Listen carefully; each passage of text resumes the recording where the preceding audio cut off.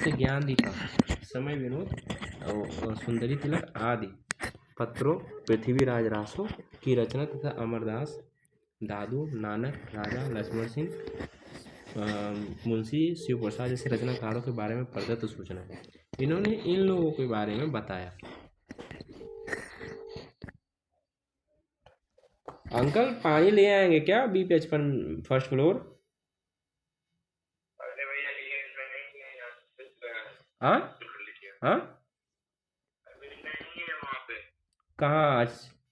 ठीक है कोई बात नहीं।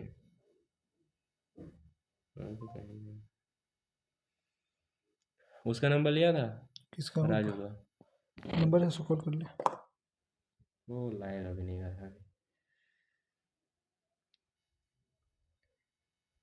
शायद इतिहास में कुछ ऐसी सूचनाएं मिली जो आज भी महत्वपूर्ण है।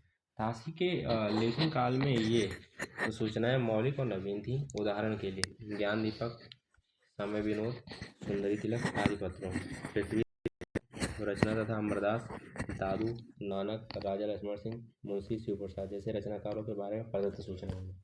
अब देखो भाषा के संदर्भ में ताशी का मत क्या है। उन्होंने कहा कि हिंदुस्तानी वास्तव में भारत की सबसे अधिक अभिव्यंजना शक्ति संपन्न और सबसे अधिक शिष्ट भाषा है। अभिव्यंजना मतलब किसी चीज़ को व्यक्त करने की सबसे बढ़िया भाषा क्या है? हिंदी है। ठीक है, तो उन्होंने ताशी यही बोलते हैं जो हिंदुस्तानी भाषा है ना, और सबसे शिष्टाचार वाली भाषा है ना, जो चीज़ों को बहुत कायदे से व्यक्त करती है। हिंदुई को हिंदुई को ताशी का धार्मिक सुधारों की भाषा बताते हैं। हिंदी को यहाँ पर हिंदी को ताशी धार्मिक सुधारों की भाषा बताते हैं। तो गासा ताशी क्या है, वो औपचारिक रूप से इन्होंने पहली बार शुरुआत किया साहित्य इतिहास के लेखन की परंपरा, हिंदी साहित्य के इतिहास के लेखन की परंपरा।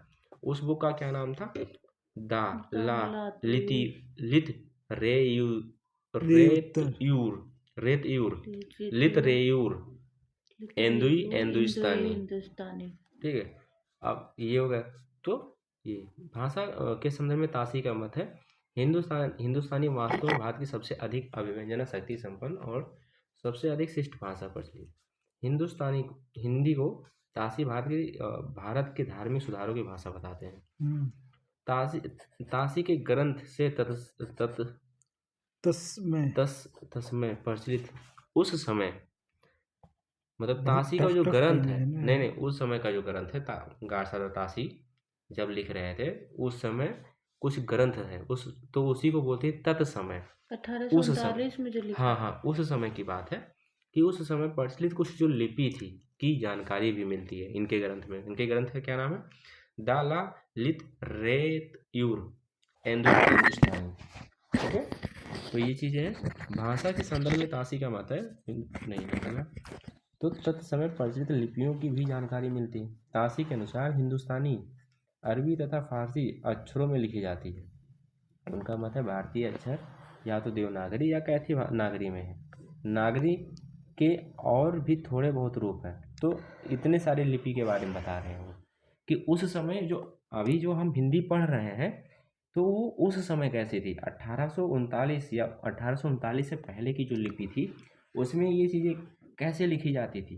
क्योंकि पहले क्या था लल्ला, का ऐसे नहीं होता था जैसे हम का आज लिखते हैं। का पहले ऐसे नहीं था, पहले ऐसे था का, फिर धीरे धीरे चेंज हुआ तो ऐसे हुआ, फिर चेंज हुआ तो ऐसे हुआ, फिर चेंज होते होते धीरे समय जैसे समय बढ़ता जाता है चीज़ों में ना, मतलब वो अपनी जो मूल, हाँ अपभ्रंश मतलब उसका स्वरूप जैसे वो शुरुआत में होता है वैसा नहीं होता है, विकृत होता है चीज। या तो आप विकृत मानोगे या जो भी मानना है उसको, तो वो आज के फॉर्म में ऐसे है तो उस समय ऐसे था।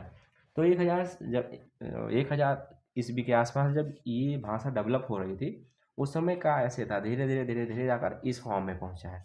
तो वही समझ में आई बात है। ताशी के ग्रंथ तत्समय प्रचलित लिपियों की भी जानकारी मिलती है। ताशी के अनुसार हिंदी, अरबी, फारसी अक्षरों में लिखी जाती है। हिंदुस्तानी ये उनका मत है भारतीय अक्षर या तो देवनागरी या कैथी नगरी में है। नागरी के और भी थोड़े बहुत रूप हैं। नागरी के और भी थोड़े बहुत रूप हैं। नागरी मतलब जो देवनागरी है उसकी बात हो रही है। ताशी ने अपने ग्रंथ में साहित्य को व्यापक अर्थ में ग्रहण किया है। एक संग्रह ग्रंथ होने के कारण इनमें साहित्यिक रचनाओं के साथ साथ संगीत, इतिहास, दर्शन, चिकित्सा, शास्त्र, गणित, विज्ञान संबंधी ग्रंथों की भी जानकारी दी गई है। मतलब इसमें सिर्फ यही नहीं कि हिंदी के बारे में बताया गया है, कि साहित्यिक रचनाओं के बारे में बताया गया है, इतिहास है, संगीत है, दर्शन है, चिकित्सा है ना, इन सारी चीज़ों के बारे में बात की गई है। तो हम देख रहे हैं कि धीरे धीरे चीज़ें व्यवस्थित हो रही हैं। सीमाएं, काशी के साहित्य इतिहास लेखन की कुछ सीमाएं भी हैं। प्रमुख सीमाएं निम्नलिखित हैं। पढ़ भाई इधर से। गारसा दत्त तासी की हिंदुस्तानी भाषा, धर्म, जाति संबंधी धारणाएं अंग्रेजी साम्राज्यवादी नीति के अनुकूल है। तो जो तासी है लल्ला कि हिंदुस्तानी भाषा है ना, धर्म और जाति संबंधी जो धारणाएं है ना, वो अंग्रेजी साम्राज्यवादी नीति के तहत है। जैसे से अंग्रेजी ने बोला था वैसे से उसने लिखा। किसकी भाषा, ठीक है, धर्म, जाति, ये सब अंग्रेजी साम्राज्यवादी नीति के अनुकूल है। तासी के समय अंग्रेजों की नीति मुसलमानों को विशेष रूप में प्रसन्न करने की थी, ठीक है ना। तो तासी के के समय अंग्रेजों की जो नीति हुआ करती थी मुसलमानों के पक्ष में ज़्यादा हुआ करती थी, ठीक है, डालो और है राज ना। करो। तो इसीलिए इसमें अच्छा चीज़ मिलता है देखने को तासी में। इसीलिए उन्होंने उर्दू भाषा या फारसी लिपि के पक्ष किया है, ठीक है ना। इसीलिए उन्होंने उर्दू भाषा और फारसी को बहुत ज़्यादा उसने महत्व दिया है। हिंदी भाषा और देवनागरी के पक्ष में उठे आंदोलन की काफ़ी देर तक उपेक्षा की है, ठीक है ना। हिंदी भाषा और जो देवनागरी लिपि है उसका काफ़ी ज़्यादा उपेक्षा किया है, ठीक है। इसने पक्ष में आंदोलन उठे उसको गारसा द तासी की इतिहास दृष्टि पक्षपातपूर्ण है ना। ओबियस सी बात है यार, फारसी को तुमने ज़्यादा महत्व दे दिया तो पक्षपात तो मानेंगे ना। इतिहास दृष्टि क्या पक्षपातपूर्ण है, इसने औपनिवेशिक हिसाब से उसने लिखा, ठीक, पक्षपातपूर्ण है तथा उसकी यह दृष्टि भाषाई वास्तविकता को नहीं पहचान सकी है। तो जो वास्तविक भाषा था इंडिया का वो पहचान ही नहीं सकी है, ठीक है। गारसा द तासी की धार्मिकता जो है उसकी धार्मिक दृष्टि पर हावी हो गई है। उनकी जो धार्मिकता, जो धर्म की समझने की जो शक्ति है ना, तो उसका जो दृष्टि धर्म को ही समझने में लगा दिया कि भाई वो रियल चीज़ समझ ही नहीं पाया, धर्म की चीज़ों से हाँ, उठ ही नहीं नहीं हो पाया। वो इस्लाम को हिंदू मत से और उर्दू को हिंदी से श्रेष्ठ मानते थे। मतलब इस्लाम को हिंदू, ये उनकी कमियां हैं, हाँ, है ना। हिंदू का जो मत है ना, उससे हिंदू मत से और उर्दू को हिंदी से श्रेष्ठ मानते थे।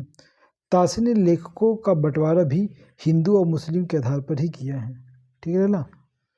अब यहाँ पे पूर्वाग्रह युक्त या तथा पक्षपात दृष्टिकोण के कारण ही उन्होंने हिंदुई साहित्य का इतिहास में हिंदू के शुरू के कवि बहुत कम दर्ज किए गए हैं।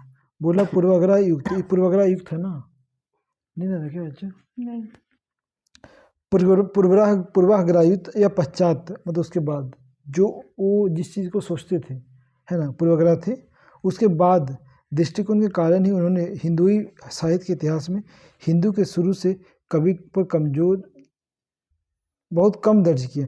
मतलब उसका उनका पूर्वाग्रह था कि हिंदी सही भाषा नहीं है, इसलिए उसने अपना कमजोर पक्ष रखा हिंदी के बारे में, ठीक है।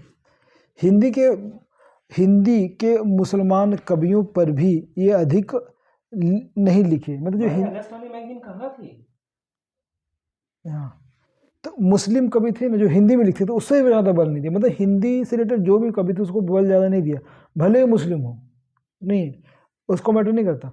इसने अरबी और फारसी लोगों को ज़्यादा हो, अगर हिंदू भी और फारसी में लिख रहा तो उस पर इसका ज़्यादा फोकस था, क्योंकि उसकी नज़र में मुसलमान रचनाकार देवनागरी में लिख नहीं सकता। तो बोलता है कि उनका ऐसा कहना था कि जो रचनाकार है ना वो देवनागरी में ऐसी भाषा यूज नहीं कर सकता जितना फारसी भाषा का यूज कर सकता है। तो उनका ये मानना था, इसीलिए वो ज़्यादा हिंदी राइटर्स को महत्व नहीं देता था, भले वो मुस्लिम ही क्यों ना हो, ठीक है। तासी ने अपने इतिहास में बहुत से विवरण गलत दिए हैं, कवियों और रचनाओं के नाम तक गलत दिए हैं, है ना। उन्होंने बहुत सारे विवरण गलत दिए हैं, यहाँ तक कवि और रचनाकार का नाम भी गलत लिखा है बहुत जगह। कुछ कवियों को बार बार अलग अलग नामों से अपने इतिहास में दर्ज किया है, कुछ कवियों को बार बार अलग अलग नामों से, एक ही कवि को उसने दर्ज किया है। कुछ संस्कृत के कवियों को हिंदी के कवि मान लिया, कुछ संस्कृत कवि को उठाकर हिंदी कवि बनवा लिया कि तू हिंदी कवि है, ठीक है। अब आता है मौलवी करीमुद्दीन। अच्छा, इसके बारे में सुने थे यार। नहीं वो करीमुद्दीन उसने तान तान छेड़ दी, नहीं नई धुन छेड़ दी। देखते हैं, हाँ। परिंदे में था ना, इसके निर्मला वर्मा अच्छा लिखा अच्छा, उसको। इसके बाद हाँ नईमुद्दीन करीमुद्दीन, हाँ नई धुन छेड़ दी। निर्मला में था।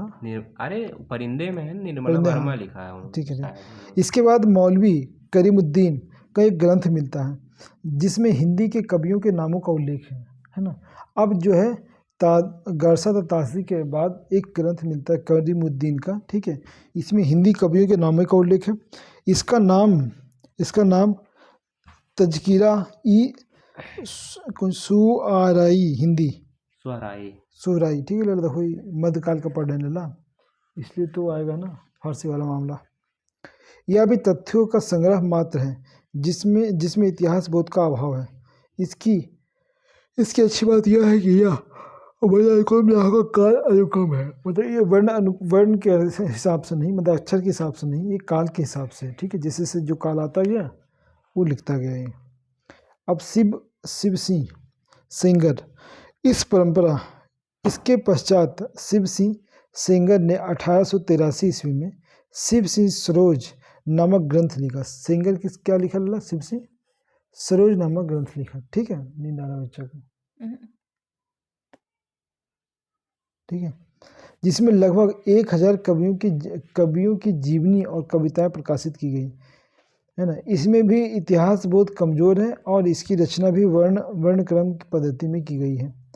वर्ण क्रमशः न होकर कलानुक्रम नहीं लेना यहाँ पढ़ा बच्चा।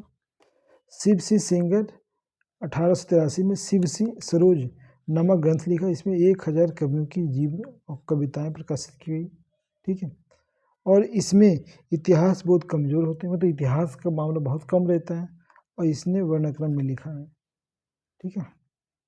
वर्णाक्रम मतलब वो वर्ण के अकॉर्डिंग, मतलब जैसे नाम अक्षरों के वो अक्षरों को ना होकर ABCD में। नहीं वही वर्ड का मतलब बोलना, उसी अरेंज किया गया है। जॉर्ज ग्रियासन, ठीक है, ग्रियासन हिंदी साहित्य इतिहास का प्रथम परिपक्व प्रयास 1888 में जॉर्ज अब्राहम ग्रियर्सन ने किया। परिपक्व प्रयास किसने किया? 1888 में जॉर्ज ग्रियर्सन, ठीक है, Grierson. Aesthetic society of Bengal के तत्वाधान में इसका एक ग्रंथ छपा, the modern vernacular literature of northern Hindustan, क्या ला? The modern vernacular literature of northern Hindustan, ठीक है। तो इस नाम से किसका लला? ये था एशियाटिक सोसाइटी ऑफ बंगाल का था, ठीक है। तो वो छपा। इसका पहला ग्रंथ है जिसमें न सिर्फ इतिहासकारों का परिचय